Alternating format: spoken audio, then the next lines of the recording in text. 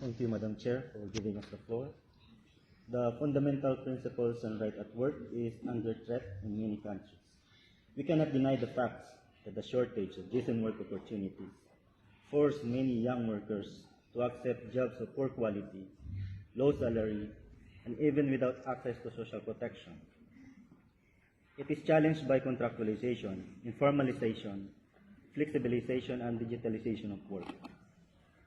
This system that runs in many countries denies the basic rights of workers in freedom of association, decent salary, and access to social protection.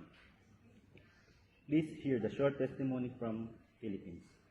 My name is Errol and I am a contractual worker for 6 years. My salary is $10.7 for 12 hours of work, and the company is not paying my overtime. I have been moving from one job to another job, and I have no chance to become a regular worker. The contractualization is widespread in the Philippines. The above testimony of Mr. Errol reflects the situation of many workers in several countries. They are facing multiple challenges in their workplaces like underpayment, low wages, job insecurity, long working hours, lack of social protections, and rights restricted to join association.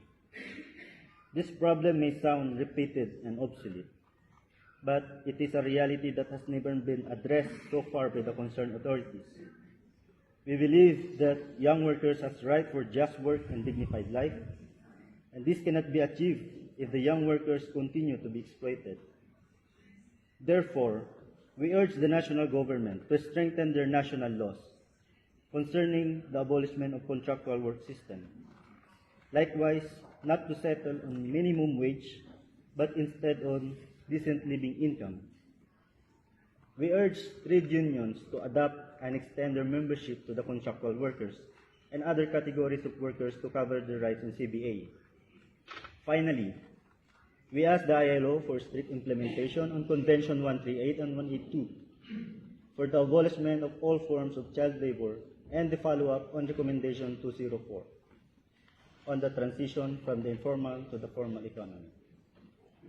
The fundamental principles and rights at work is needed now and more than ever. Thank you, Madam Chair.